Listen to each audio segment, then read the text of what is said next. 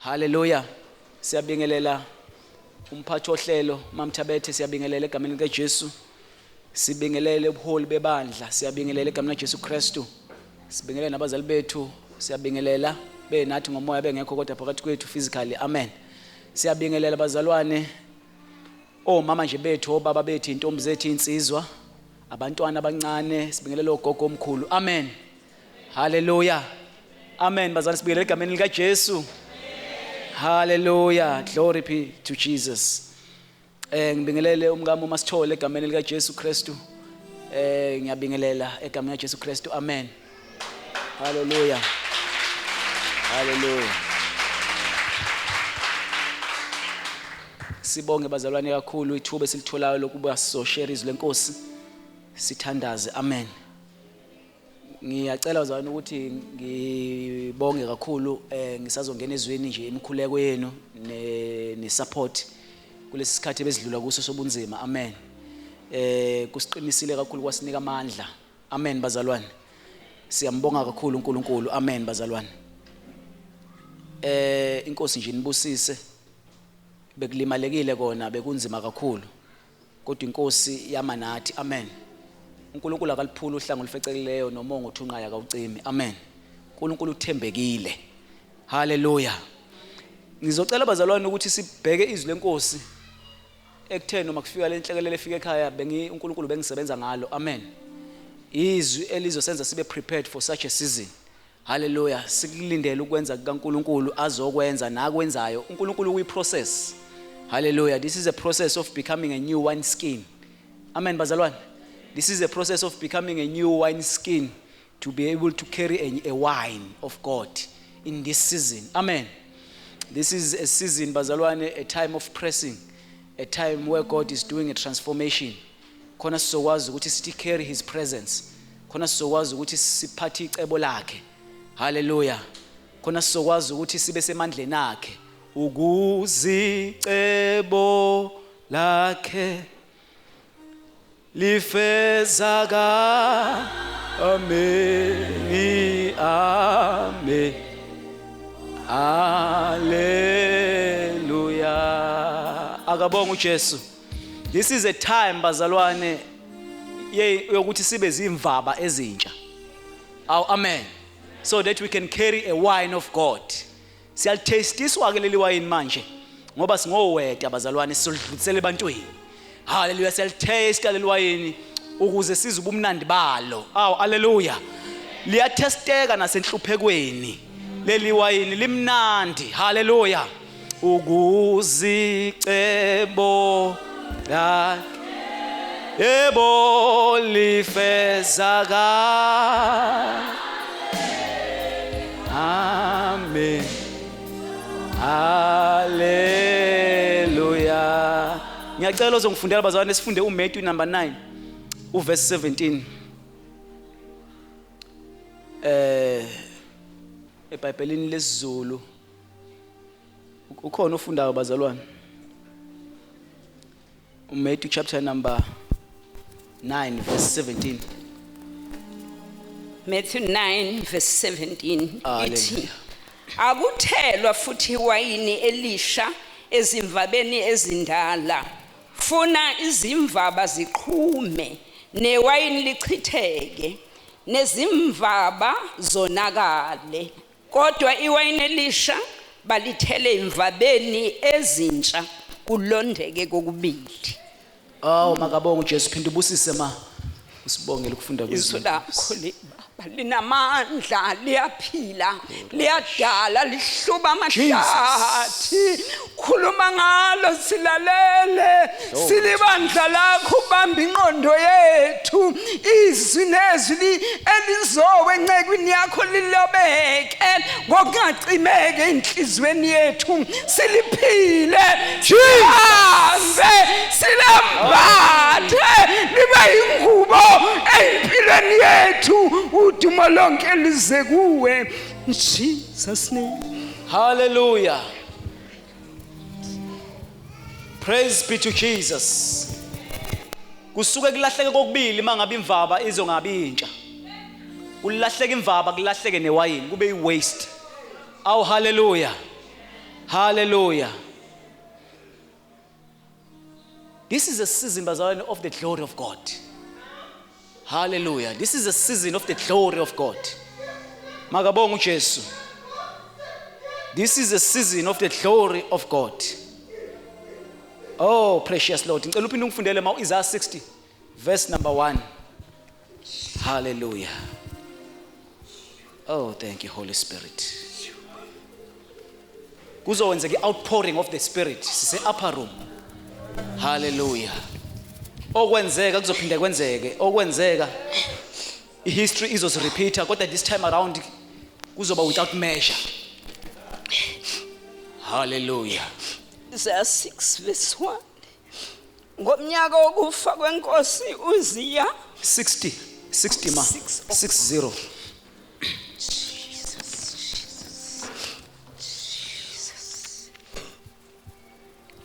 Isaiah 60 verse 1. Sihlokwana sithi inkazimulo ezayo yeSiyoni. Vuka ukhanye ngokuba ukukhanya kwakho kuyeza. Inkazimulo kaJehova iphumela phezu kwakho.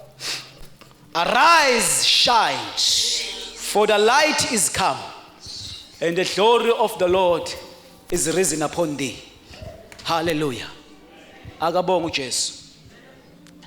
Bazalwane, these are commandments. This is a command. Arise, shine. Two things. Arise, shine, for the light is come. Awusukumeli ukuyiproduce light. Ilight ifikile. Usukumela ukuyireflector. Usukumela ukuthi inkazimulo kaNkulunkulu uyireflecte. Ukuzivele inkazimulo kaNkulunkulu, siukhanya kaNkulunkulu, siumuzo wakhiwe phezulu entabeni. Amen. Siukukhanya kaNkulunkulu. Arise, Church of God, Ecclesia. Arise, shine. Hallelujah. Amasanga eHides awakunalahlula ibandla. Ibandla lidinga ukurise manje. Lithatha indawo yalo. Kumnyama. Funda verse 2 ma. Osifundela ma verse 2. Verse 2. Ngokuba bheka ubumnyama buyasebekela umhlaba nesigayegaye abantu. Kepha uJehova uyaphuma phezu kwakho nenkazimulo yakhe iyakubonakala phezu kwakhe. Izizwe ziyakuhamba ekhanyeni kwakho namakhosi ekukhazimuleni kokuphuma kwakho. Jesus, if you are arising to shine, ubumnyama busibekela umhlaba isigayigaya abantu. Kumele ubumnyama mabusibekela umhlaba bunika ukukhanya ithuba. Awakabonga uJesu. Ubumnyama mabusibekela umhlaba isigayigaya abantu kunika ukukhanya ithuba. Akabonga uJesu bazalwane. Okwethu bazalwane is to rise, is to shine. How do we rise ke bazalwane? Uma ngabe bazalwane ubuka izwi laNkulunkulu encwadini kaHebrews chapter number 5 ukusukela ku verse 8 kuya ku 10, lithi although uJesu Kristu wayeyindodana kodwa wafunda ukulalela ngenhlupheka azihluphekayo, wafunda ukulalela. Although uJesu wayeyindodana kodwa wafunda iobedience ngenhlupho. Amen bazalwane. Even Jesus bazalwane walked through ama sufferings. Wahamba na kwi obedience. Le esibizelwa kuyo ke makuthiwa si rise sishine, we are to obey God noma ngingavume enyameni. Webazalwane, uma ngabe uJesu ekhazimula esiphambanweni eqala ngokuthi bathethelela bazi benzani, he was rising to shine. He was rising to shine. Because ukukhanya lokho ayikhuluma intethelelo kwabakhanyela babembethele. Ngoba into ayenza ukuthi bembethele lithi zonke ukube babazi ukuthi benzani babe ngeke bembethele. Babe sebumnyameni. Ngoba ukube babe understand ukuthi benzani babe ngeke beze beyibethele indodana kaNkulunkulu. Ngikhona bazalwane. Sibizelwe uxoleleni abantu besona. Amen. Lento yokukhanya iyicommand. lento yokuxola icommand akuyona ichoice, awunikiwe ichoice, uyaxola. Ngikona bazalwane? Futhi kuhleke bazalwane ngoba izwi laNkulunkulu ngikuyitest yalo, kutestwa lona. Abantu abebedubulusisi ngibaxolele nje bekwenza lokho. Ngaxola ngizwa ukuthi benzeni, ngaxola. It's a command. Ufanele ngixole ngoba fanele besindiswe. Awunikhona nibazalwane? uStefana wayengazi ukuthi njengoba ethi bathethelela bakwazi abakwenza ukuthi kunompostoli wezizwe la okumele abanjwe lolu xolo alicela enkosini. Ngikona bazalwane? Wathi bathethelela bazi baba ukuthi benzani. Nawo bazalwane ke into engifuna siyithinte kancane bese siyaprofeta ngokwe outpouring of the Holy Spirit, because uNkulunkulu ungithuma ukuthi ngizowenza just the word of prophecy bazalwane nge-outpouring of the Holy Spirit in this season. Hallelujah.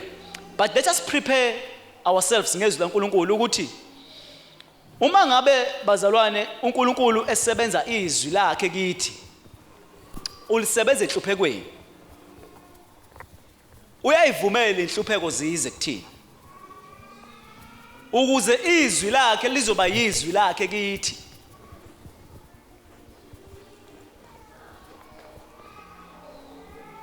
uNkulunkulu uyayenza lento yeinhlupho ayivumele ukuze kuzo remove lento ye self reliance, ku remove ne pride, ku remove nalento yokuthi umuntu abe independent, abe ne independence from God, ku remove nalento yokuba senyameni. Amen bazalwane.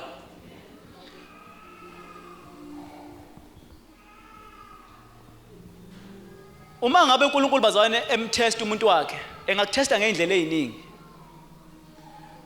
Ungathi uzoza la uzoshumayela izwi lenkosi, uthunyiwe izwi lenkosi uthi uyoshumayela. uNkulunkulu avele avuma ukuthi ngisho unkosikazi wakho abe inkinga kuwe ngaleso sikhathi. Kube isilingo nje kumele ukuthi usinqobe, nivele nixa abantu ongazi uzuyibona. Fanele umphase unkosikazi lapho. Fanele umthobekele, uthobeke. Izwi laNkulunkulu fanele likwenze uthobeke.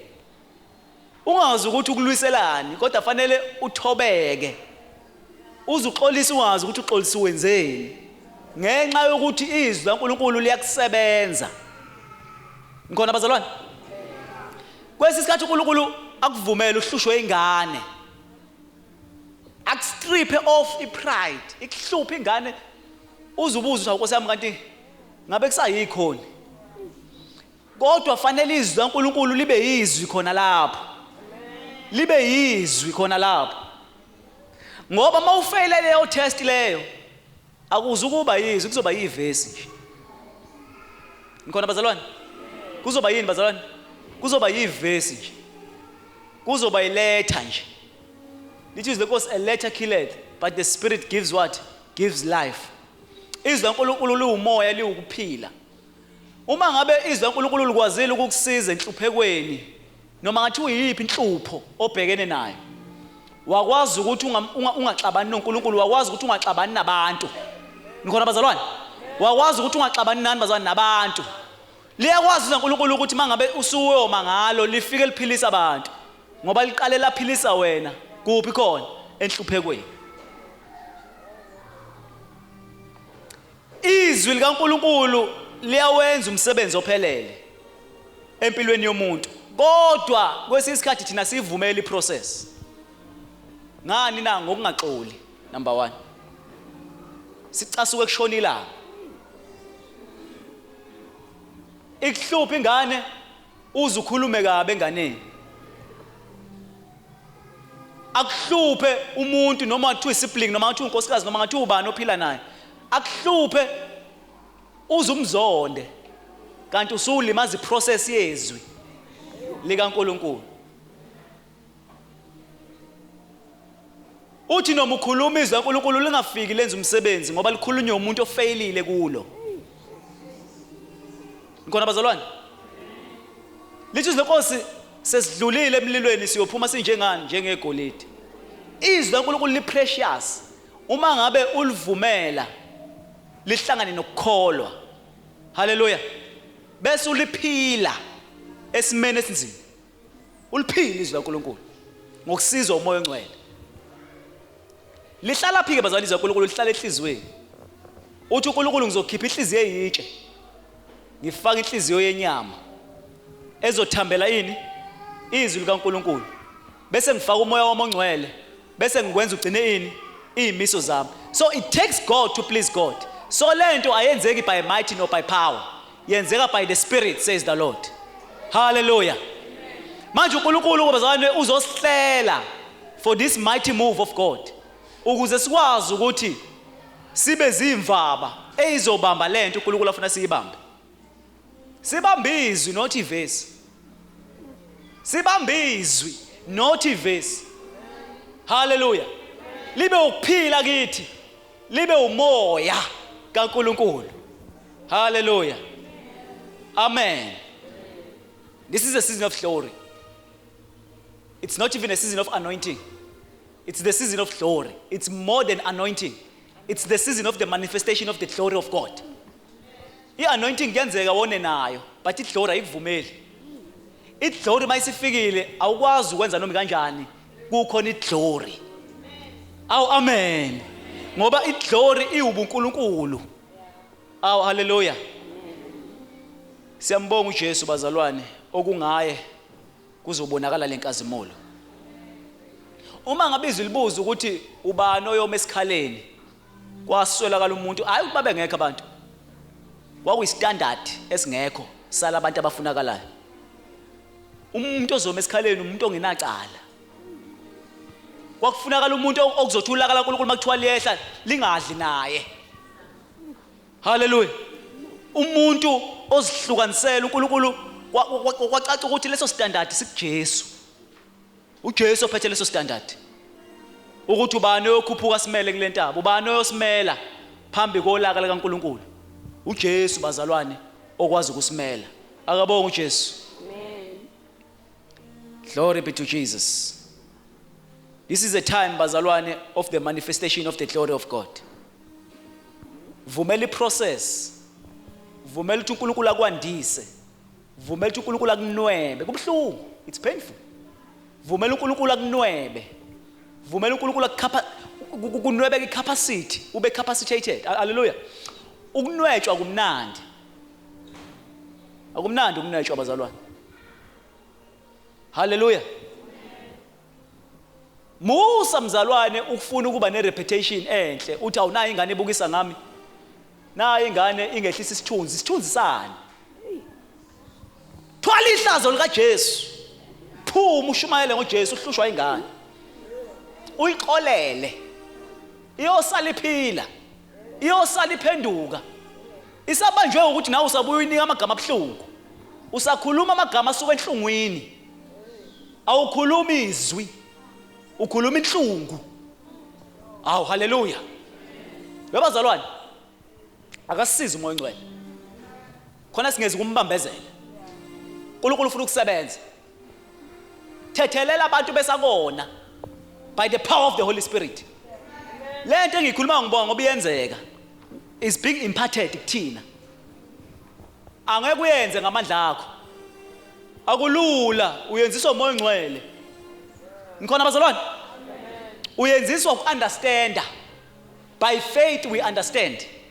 Ukuthi mangabe sisongaxoli, we've got a lot to lose. We've got too much to lose. Kodwa masixola, masivumela ukuxola, masivumela abazalwane ukuthi sibulawe, sivume kuliwe nathi, sivume sehliswe isithunzi, uvume ingane yakhe ikuphoxe, uvume uthi ngiyavuma Nkosi, makuvume wena nami ngiyavuma. Ngikhona abazalwane? Khona uzongahlali kuleyo nhlungu, ufanele uvele uvume nje. Ngoba nakho phela vele kuyenzeka. Uvele uvume nje ukuthi hayi Nkosi kulungile, ngicela ukufocusa mina kulento ofuna ukungifundisa yona ngalesi simo lesi. Amen bazalwane. Umoya ongcwele uke wakhuluma kimi nje insukwini ezidlulile, amasontweni adlulile, wathi inkinga kuyena umuntu ongaphandle, inkinga ikimi makuthiwa ngixabana nomuntu. Noma ngathiwa lo muntu ungonile, inkinga ikimi, isithe esikhulu yimi.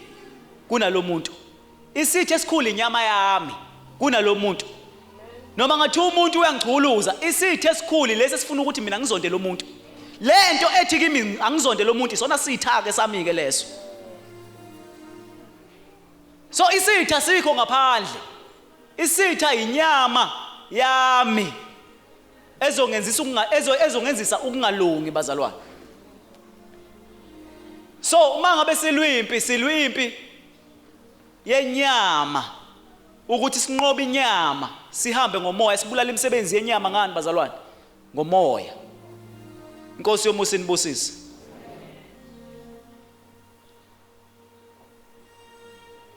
Ngoba mangabe sisovuma bazalwane ukuthi singene kwi refiner's fire, lezi inhlupho ziwumlilo ozokhuphula ubuveli begolide. Ngikona bazalwane, lithi izinkosi zilulana mawuyicompare nenkazimulo esibheke kuyo. Lezi inhlupho zisikhandela isilinganiso esikhulu senkazimulo. Ngikona bazalwane, we've got nothing to lose. Noma sifa kuyosala kwazeka. Hallelujah. Masiphila siphilela inkosi. Ukuphila kunguKristu, ukufa kuyinzuzo. We've got nothing to lose la kuKristu Jesu. Hallelujah. But khona lezi zinto lezi ezizakalayo masingavumeli iprocess. Indaba yami enkulu kulento yeprocess ikuyi forgiveness. Forgiveness. Uzixolele nawe. Uzixolele nawe. uThixo uyabambezeleka, ufuna ukusebenza, ufuna ukudubula ngamandla. Uzixolele nawe. Umvumela uNkulunkulu aqalisa usuku olusha. It's a new dawn. It's a new day. It's a day from the Lord. It's a new season. Mvumela uNkulunkulu aqalisa izinto ezintsha. Khohlwa kwayizolo. Remember not the former things. Indaba inamhlanje uzophuthelwa isikho semihla ngemihla. Usalibele into ozikulimaza izolo. Usalibele ukufela kwayizolo. Forgive the past. Forget it. uThixo mayisixolele uyakhohlwa ukuthi senzeni. May God give us that ability bazalwane simfuze lapho. Sikhohlwe bazalwane ukuhluleka kwayizolo. It's a new day. It's a day from the Lord. Lithi izinkosi uNkulunkulu usinike isinkwa, usihlelela indaba yesinkwa ukuthi asinike isinkwa sisalele. Sisalele. Sinkwa semihla ngemihla. Sinkwa semihla ngemihla. Hallelujah. Akabonga uJesu. uNkulunkulu uyayisebenzisa ipressure bazalwane to produce iendurance. uNkulunkulu uyayisebenzisa iendurance ukuthi aform icharacter. uNkulunkulu uyayisebenzisa icharacter to prepare a vessel for a greater glory. Amen. This is a season of glory. This is a season of glory. The crushing is not the end. It is the preparation. Awu makabonga uJesu. Khona umfana wami omdala oyi teenager. Wenza ugrade 10 manje. Uma engihlupha lapha esikoleni ngilokho ngibizwa othisha. Ngathi ngisawu attend icase yakhe uthi uyahlupha. Wathi shomkhulu ucela ngifike ngakusasa ngizoshumayela. Hawu. Ngathi mina kuma ekhaya hawu. Ungathi umfana engihlupha ngisehlazweni lokuthi uyangihlupha. Kuthiwa ngizoshumayela ngabonga ngathi Nkosi ngibonga ukuthi ngiyothwala ihlazo lakho ke manje. Hallelujah. Ngahamba ngawushumayela uJesu osindisayo. Zasindiswa ingane. Ngathi mangivula ithuba lelo ukuthi ubani abafuna uJesu baphamisa iAssembly yonke. Hallelujah ngoba ngithwele ihlazo likaJesu. Amen bazalwane. Ngathi uyosaleyeka yena ukungihlupha. Uyosale ibonela yena ukuthi lento lo ngibizelwa yena la ayikho. Mina ngiqhubeka nemessage of the cross. Wathi ngilethele iletha nje ngavele ngacasuka ngavele ngathi ayi vele nami ngibhizi khona ngibhekene nakho. Hayi kulungile ngizoya lapha esikoleni la ngibizwa khona. Ngikhona bazalwane. Because angikwazi ukulokho ngiqumba ngiqalekisa. Ngikhona bazalwane. Awungifundela uIsaiah chapter number 11 ngifuna siyibone into engikhuluma ngayo. Awungifundela uIsaiah chapter number 11 uverse 3. uJesu lento yehlela kuyena njengoba izoyehlela kithi. Isaiah chapter number 11 verse 3. La azofunda khona uma ku verse 3. Wehla omoya the sevenfold spirit, umoya ongcwele wehla in the form of the sevenfold spirit empilweni kaJesu. Umoya oqala umoya wenkosi, umoya wewisdom, spirit of might, spirit of counsel, spirit of knowledge, spirit of understanding, and the spirit of the fear of the Lord. Uzozwa ke verse 3 uthi kuthiwa mase kwehla umoya wokumesaba uNkulunkulu. Isaiah 11 verse 3. Intokozo yakhe iyakuba sekumesabeni uJehova. Kwathi makwehla umoya wokumesaba uNkulunkulu intokozo yakhe ayisiba sekumesabeni uJehova. Qhubeka ma. Akayikwahlulela ngokubona kwamehlo akhe, anganqumi ngokuzwa kwezindlebe zakhe. Niyezwa bazalwane ukuthi mangabe sekwehla umoya wokusaba uNkulunkulu kwenzakalani? Akahluleli ngokubuka kwamehlo akhe. Akanqumi ngokuzwa kwezindlebe zakhe. Okusho ukuthi noma kungenzakalani akenzi njani akahluleli ngokubuka kwamehlo akhe futhi akanqumi ngokuzwa kwendlebe yakhe. Kukangaki bazalwane isinquma ngenxa yoba senyameni ngokuthi sizwe kuthiwe usibani bani ungihlebile bese uyanquma ngokuzwa kwendlebe yakho angeke ngiphinde ngimkhulumise. Akasizi umoya wokusaba uNkulunkulu. Singanqumi ngokuzwa kwendlebe yethu.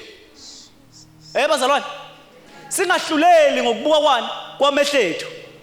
Uthi ungabona umuntu nje mhlawumbe ephathekele kabi eyihlinele bese uthi hayi ubehlinele mina. Usunqume usuvele wathi hayi ubehlinele mina hayi usibani bani. Angithi manje usuvele wahlulela ngokubuka kwamehlo akho. Noma ngathi isimo vela sihambe ngendlela ekufanele ngabe sihamba ngayo ungahluleli kodwa ngokubuka kwamehlo akho.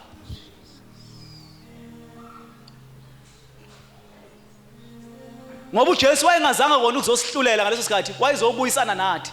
Manje wangamela ahlulele ngokubuka kwamehlo akhe. Awu amen. Manje umoya wenkosi omenza ukuthi abe njalo. Angahluleli ngokubuka kwamehlo akhe. Noma azikahle ukuthi uJudas Iscariot uzomkhaphela akamhlulelanga. Wayilengisa yena uJudas Iscariot. Wamnika nje intambende ngoba wayemvulele lonke ithuba lokuphenduka. Alungisa udaba lakhe. Wavuma uJudas Iscariot ube kufezeka ibhalo ngaye.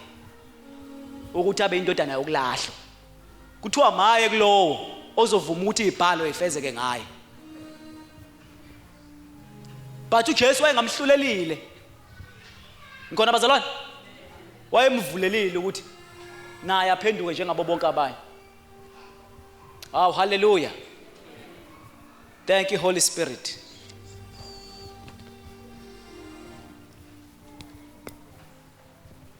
So bazalwane, this is a process of dying to sin. This is a process ezosidlulisela ebungcweleni bikaNkulunkulu ngokuphelele. Isenze sambe kwi-obedience. Sithi samba kuma sufferings kodwa kube develop i-character.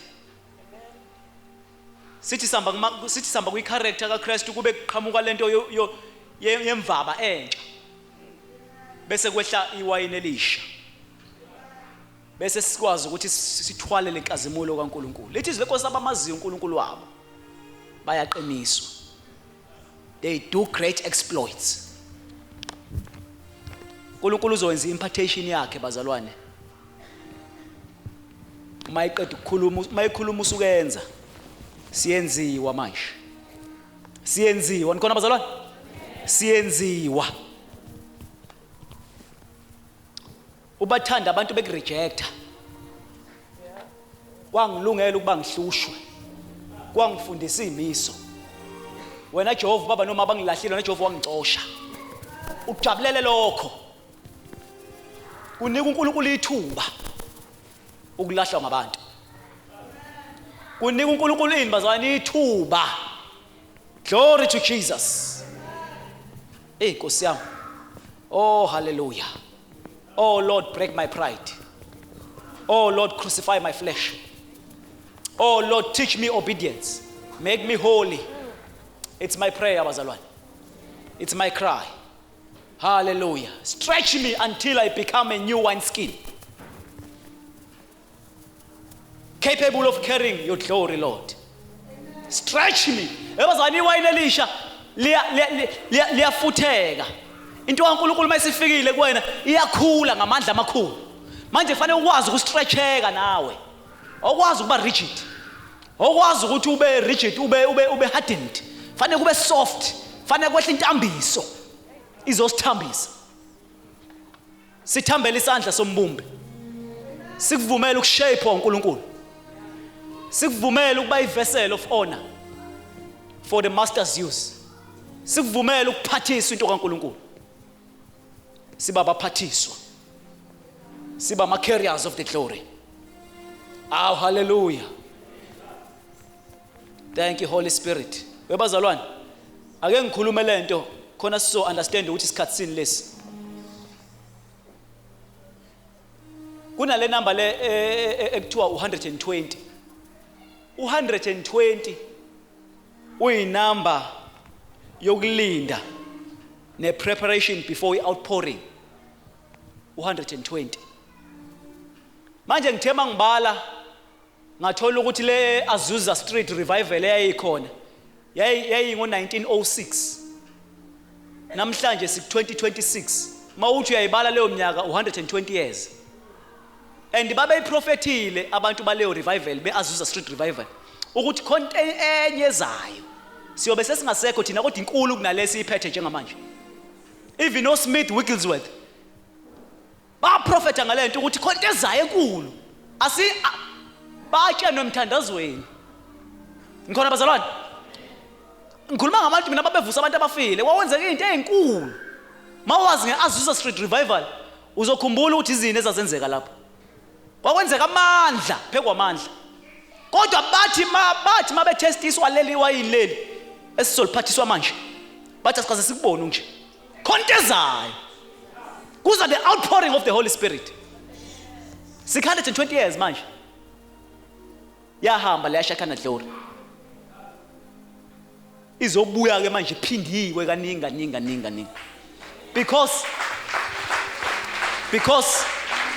yaqala ngosuku lwePentecost, i-outpouring of the Spirit.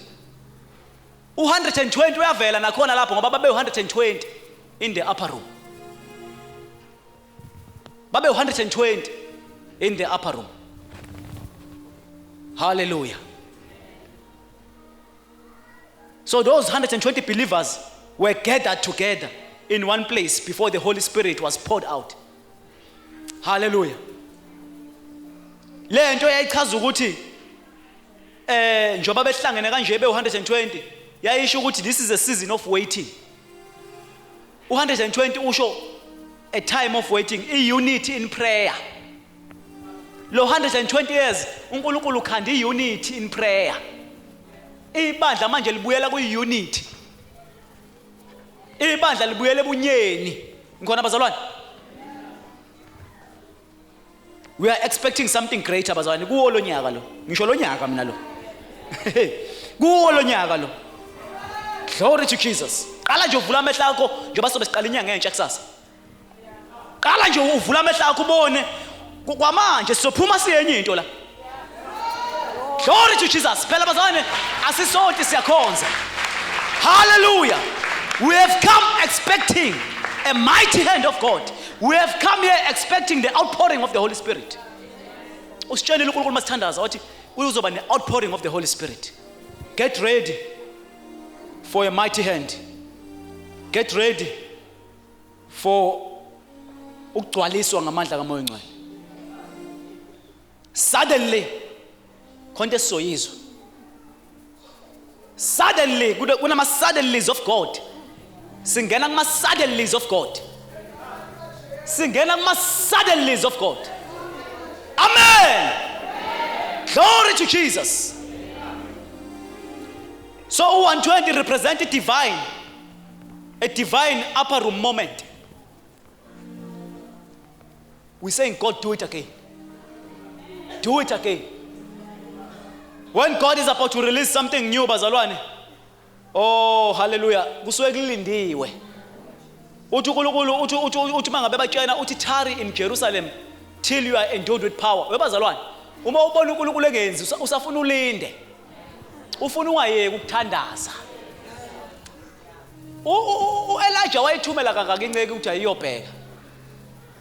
waze waba u7 times 6 times 7 times 7 times elokhu ethumela inceke yagcina isibona wangayeka ukuthandaza umkhosi kaNkulunkulu ithi lenkosi wafaka ikhanda phakathi kwenyawo zakhe wathandaza yalindwa emthandazweni umthandazo yiwaiting yokulinda uNkulunkulu ukuthi akukhombise amandla akhe silinde emthandazweni asilinde enhlebweni asilinde ukukhulumena isimo asilinde enyameni silinda kumoya silinde emthandazo kunendawo yokulinda esibekwe kuyo sibekwe endaweni yokulinda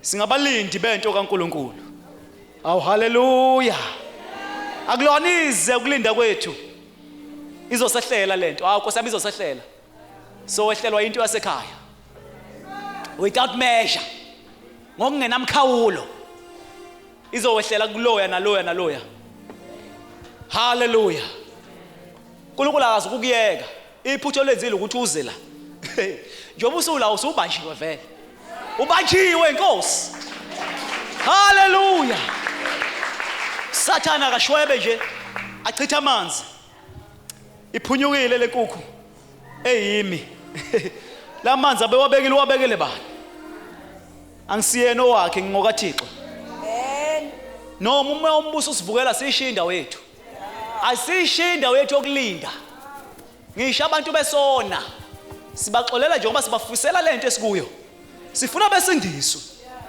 yebazalwane abantu bazoletha ibhamu zabo inkabi lezi zizoletha ibhamu la e-altar this is a season of a revival aw amen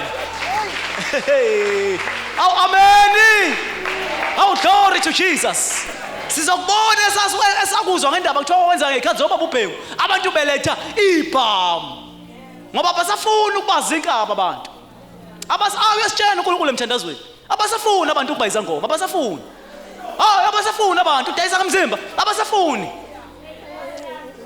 ubakhululile uNkulunkulu abasafuna abantu ukuba corrupt abasafuna abantu ukubulala abanye abantu abasafuni siyezwe emthandazweni siyatshela abantu abasafuni bakhululiwe abantu abasafuni abantu abasathandi bakhululiwe emandleni okufa nawasono bakhululiwe ula khosha ayiqale kithi lemvuselelo ayidiphi umhlaba wonke ayiqale kithi orokoshada la hamoto hela babasaya zelibra banto korabasha do it again oh Lord but in a greater measure do it again Lord do it again in a greater measure do it again Lord yes Lord we have come here to declare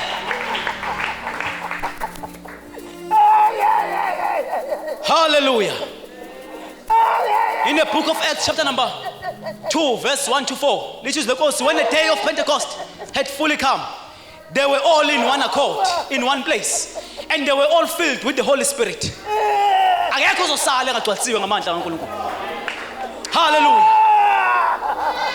there are moments in history bazalwane la khona izulu liphazamisa umhlaba there are moments in history la khona izulu liphazamisa umhlaba izulu lizophazamisa umhlaba izulu lizodisturb umhlaba izulu lizofohla izulu lizongena izulu lizowehla ngamandla izulu lizodisturb umhlaba izulu mina ngisho izulu mina hey Nkosi yami izulu hey bo izulu lizodisturb umhlaba izulu lizodisturb umhlaba izulu lizodisturb umhlaba izulu hela bakosha hela mama sai there are moments where God invades a region there are moments where God invades a region there are moments where God invades a people a generation there are moments la izulu lingene ebantwini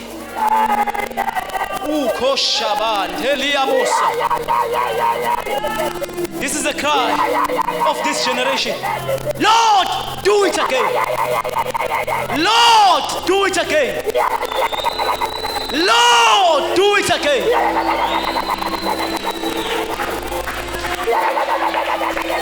Woo.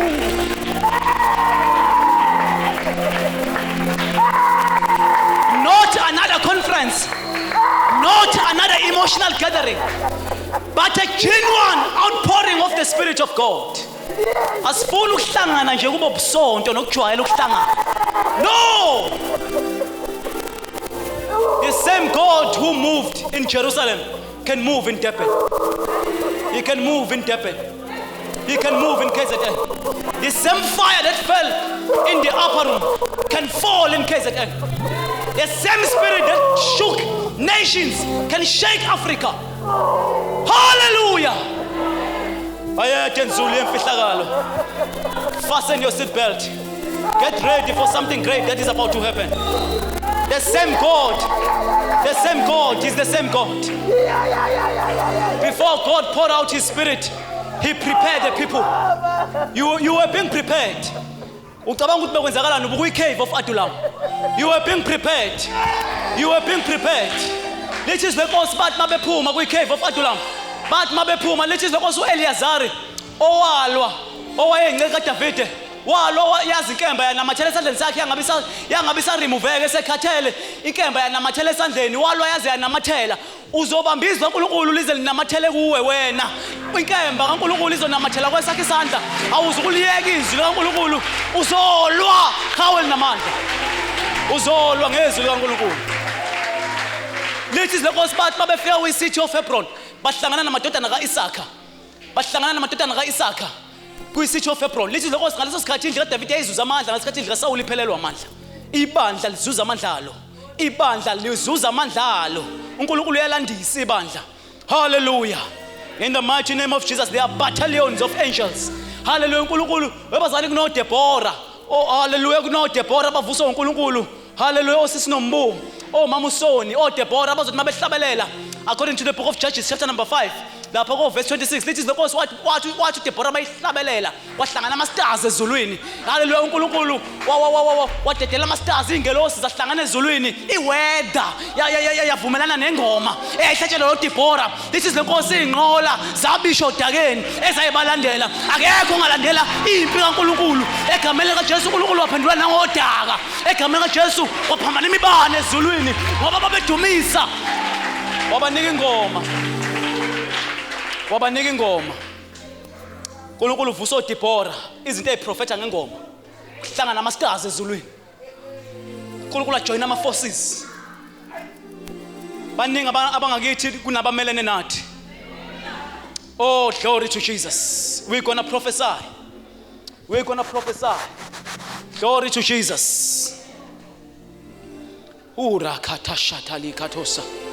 Revival does not begin on the platform. It begins in the consecration. uNkulunkulu uzokwenza ufuna ukuyothandaza. uNkulunkulu uzokwenza umfowethu ke wangithinta omunye kulezi insuku ze-crushing. Wangenza sathi masikhuluma naye sangena kwenye into elulaka lomthandazo. Wathi konke engifuna siyenze mfowethu ngifuna ke siyoyivalela endlini. Sicela abanye abantu behambe nokhiye bebuye after 7 days. Kungekho mbhede, kungekho lutho ezoba comfort. Sithandaze. Sithi masifuna ukulala sishe emthandazweni sifuna ukulala manje. Sithi masizwe indlala sishe emthandazweni sizwe indlala. Sithi masizwe into ebuhlungu sishe emthandazweni khonke sizwa ebuhlungu. Sifake kuleyo nhlungu khona sisoshe emthandazweni makunenhlungu. Khona kuzokhandwa a people that are gonna carry this. Bazani kumnandi ukuba senkosini. Uvela ufuna ukuphuma kwi-comfort zone. Ufuna ukuye wilderness. Khona kuzokhandwa lento. Khona kuzokhandwa lento. Uthi mayeyikhuluma lo mzalwane lento ngithi hayi mfowethu. Ngiyakuzwa ukuthi uthini, ngiyayizwa lento ayingabi sabambezeleka lento. Engathi singaphumela la khona kuzoba buhlungu khona enyameni kuphulwa imiso. Khona into ekumele iphulwe manje. Khona into ekumele iphulwe. Nento ekumele iphulwe. Khona inkosi yethu izoma. Khona inkosi yethu izoma lakithi. Kunehanga engizwayo. Kunabantu abazolambela uNkulunkulu like never before la. Sizomlambela uNkulunkulu. Babusise wabalambela uNkulunkulu bayosuthiswa. babusisile abomela uNkulunkulu uzonethisa imvula. uNkulunkulu abakhola nje ukusho kombhalo esini sabo gobhoza imfula amanzi okuphila. There is a sound of a rain. Ngizwe sound. Ngizwe sound yemvula enkulu. Ngizwe sound yemvula enkulu. Hallelujah. Moya ngcwele akabuzanga abazalwane. Akabuzanga umoya ngcwele ukuthi unayiphi title khona ngizokwehlela cha. Lithi izinkosi uzowehlela inyama yonke. Uzowehlela inyama yonke. Kuzobuya ubusha bakho njengokhosi. You will prophesy. You will prophesy. Abantu abasha they must get ready to be used mightily by God. Akabuzanga umoya ngcwele which church do you come from? Akabuzanga umoya ngcwele ukuthi what position do you have? Do you carry? Wehlela abantu bonke. Oh hallelujah. Nisothini umasi empini sothini awu Nkosi yami uma singenawe uma lempa kuyone yakho lempa ingeka Jehova ngabe sakhathazeka lutho ngabe sakhathazeka ukuthi ngifuna amehlo ethu sothathe manje sobhekise enkosini. I want us to open up our heart. I want us to surrender. Hallelujah. God is raising an ecclesia. God is raising a praying people. God is raising a holy people. God is raising a united people. God is raising a full of power again people. People who are full of power. People who are going to carry God. Amen. People who are going to carry God. Can we stand on our feet?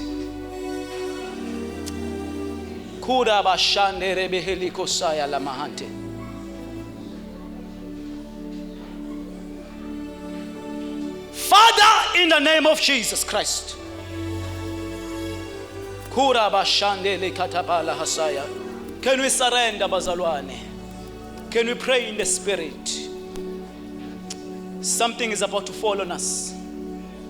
Something is about to fill us. Izwakela imdumo asazi uzophephetha uzobhekisaphi. Swazi lo moya uqhamuka ubhekisephi. Phephetha ubhekise la uthanda khona. Sifuna ukuyikrema sithi siyakwazi ukuthi uzowenzani senzise singaze sikubone. Enzothanda ukukwenza. We cry out for the sound of heaven to be heard again upon this nation. Let the sound of revival echo across South Africa. Let it echo through Durban. Let it echo through KwaZulu-Natal. Let it echo through the streets, in schools, in churches, in homes, among the youth.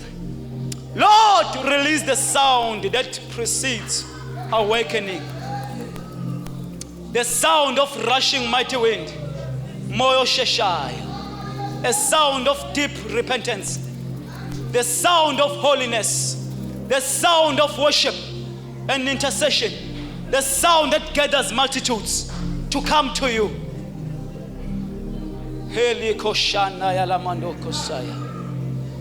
When the sound occurred, the people came together. Let there be a heavenly interruption in our generation, Lord.